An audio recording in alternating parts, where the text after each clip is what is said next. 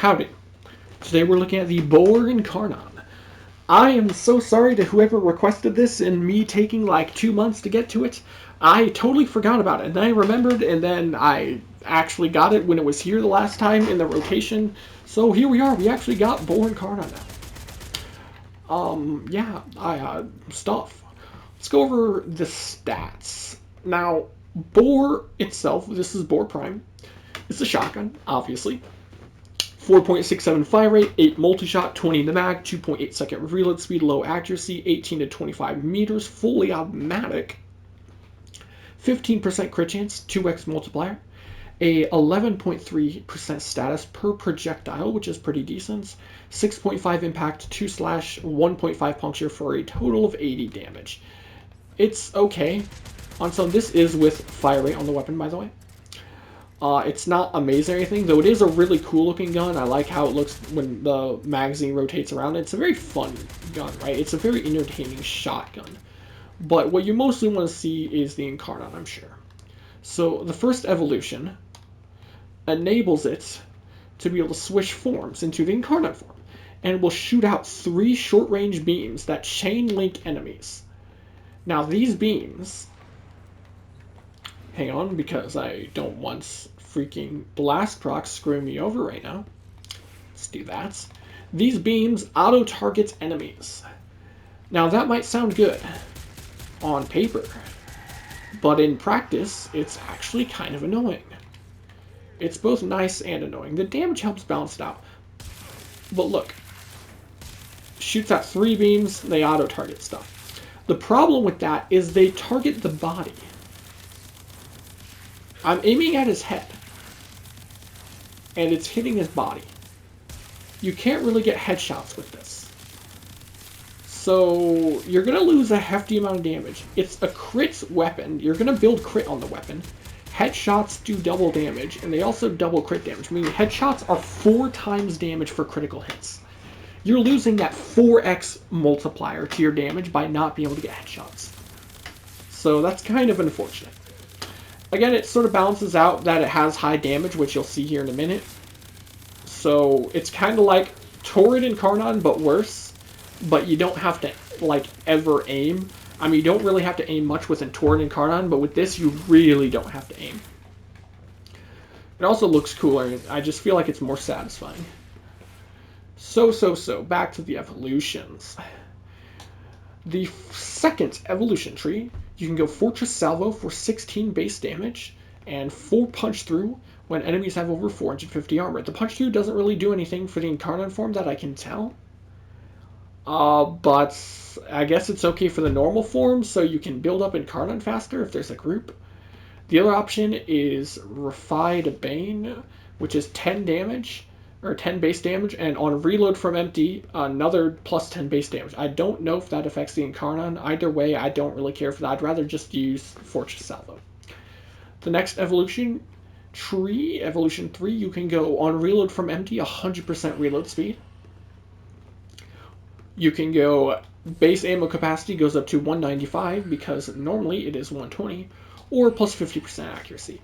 I like the plus accuracy, because the plus accuracy makes it easier to get headshots to build up the Incarnate form, but you can use whatever you want.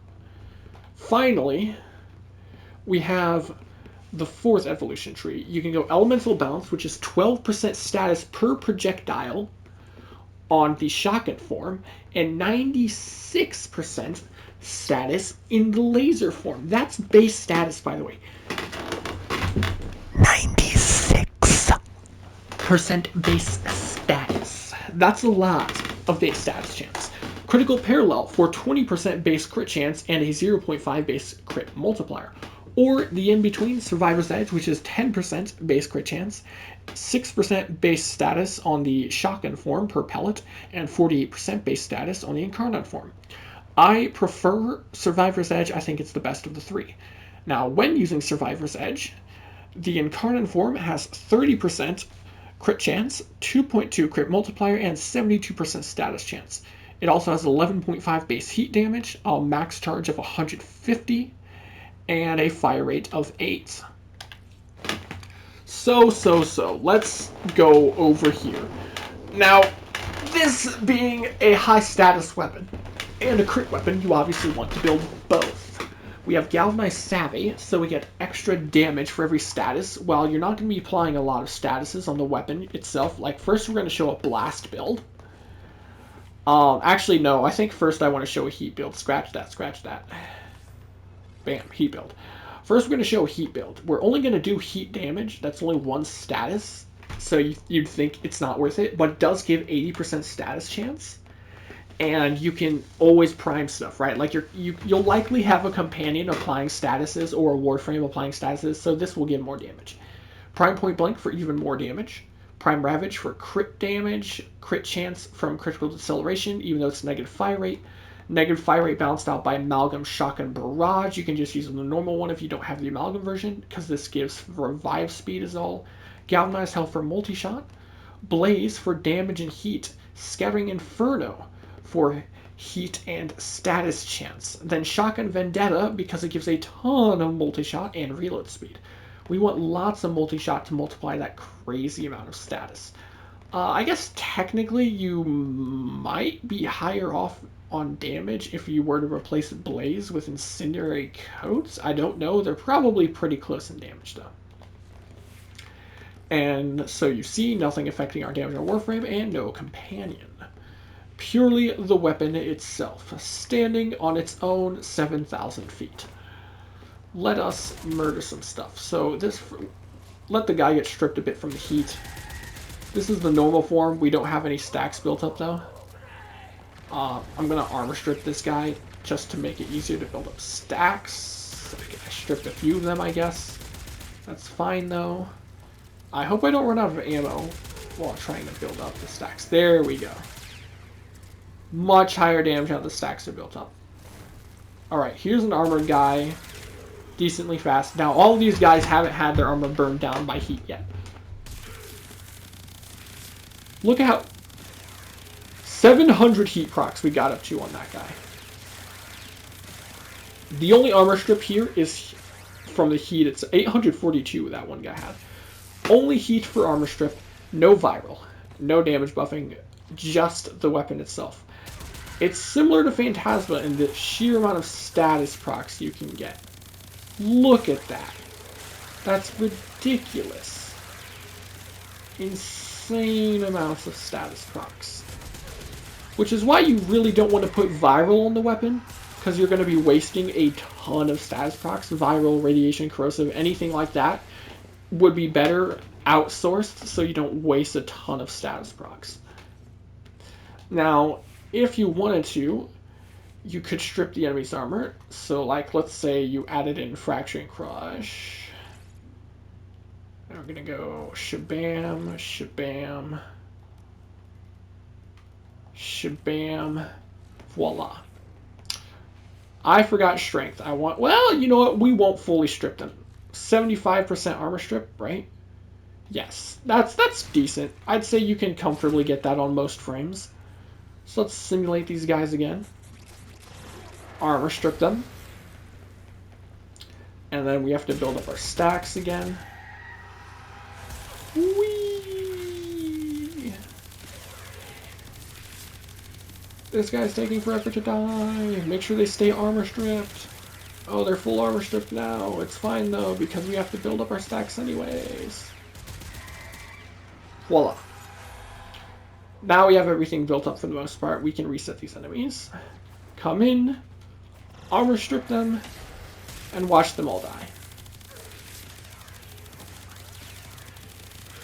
It's not that much better because enemies already start to get stripped by heat anyways, and you kind of wait for the DOTs to build up and start doing big PP damage.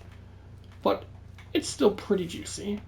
And you can, of course, add in viral procs. Where is the epitaph? Yes, sir. Viral fortification. Now we'll reset these enemies again so you can see what it looks like with viral, because again, viral and armor strip, they are not difficult things to come by. Not in this day and age. There we go. Come on, die. Beautiful. Reset them. Simulate.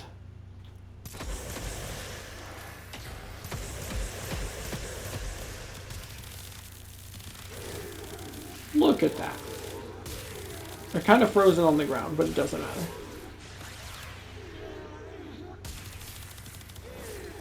As soon as the heat proc ticked once, he was dead. Pretty decent. If you don't go for heat, honestly, the only real viable options are heat or blast, because if you build for anything else, like you can't build electric unless you build like gas electric, but then you're going to cap out on gas procs. I don't really think that's worth it. You can, but I don't think it's worth it. The only two really worth doing, again, are blast and heat, because they aren't going to cap out, and it already has base heat, so you're not really screwing yourself over as far as statuses go. You could try to go hunter munitions with a crit build, that's also an option, but I don't think that's really worth it either. It's not really building into what the weapon can do, so at that point you might as well just use a different weapon, one that's good with hunter munitions. So, let us switch this then to blast. We find the cold mod. I forgot I still don't have the 60-60 cold mod for shotguns, so this is actually going to be lower damage than if we had the 60-60 status cold, because we would have higher status, which would mean more blast procs. But it is what it is. Not much I can do about that right now. Now, blasty blast time. Ooga Beluga. Activate that. Armor strip them. Add viral because we have to build up our stacks.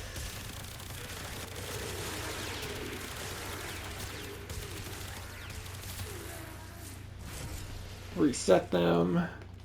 First, no armor strip. This is without any armor strip, just blast on the weapon. It is okay. Our shotgun vendetta ran out. That's why our damage just fell off a cliff. It's not incredible, but that's because they have all their armor and stuff on. So, if we add in just armor strip, 75%. And now, it's already significantly better. Explosions everywhere on a weapon that chain links beams and doesn't require aiming. It just auto-targets. I think that's pretty funny and effective. Then, of course, again, you can add in viral. Come back over here. Armor strip them. Let them get up real quick. Prime them all with viral real quick. And then we melt them. Look at that. They're just dead. They're just dead. And of course you can always buff the weapon. You can always add grouping. That's why there are people that still say blast is doo-doo, but they're crazy. Blast is not good on its own. What makes blast so good is that it leaves so much room for potential, because it can be mixed with armor stripping or viral or grouping, right? If you build corrosive on your weapon, then you can't just go armor strip through another place in your build, then that you're literally wasting the armor strip. Same with viral. If you put viral on a weapon, you're wasting viral. You could just get viral on something else. Also, other than gas or electric, right, blast is the only other one that grouping really affects it. So grouping makes you get even bigger damage. That's why I think blast is so ridiculous. Very, very strong. So, I mean, if you wanted to, you could add in the grouping. Where is it? Rhino. Here we go. You can see nothing affecting our damage. We're only using Rhino because I have Ensnare on him. Now we reset these enemies. I have to kill them again for the 10 billionth time. Pull them all in. Armor strip them. Add in viral. I don't even have my stacks all built up yet. They're all just gonna die. They all just die. Something you can do that's really easy if you have Uneru, because Uneru's armor strip, you just ensnare and Uneru. No viral needed. Look at that. crazy. Very easy combo to do. You can also use larva for it, right? Like you can larva or ensnare just any grouping. You narrow where they're at, kill them all. Pretty epic. That's gonna do it for the Boar Incarnate. If you like the video, leave a like, subscribe. If you like the weapon, let me know what you think about it in its massive throbbing beam in the comments below. Adios.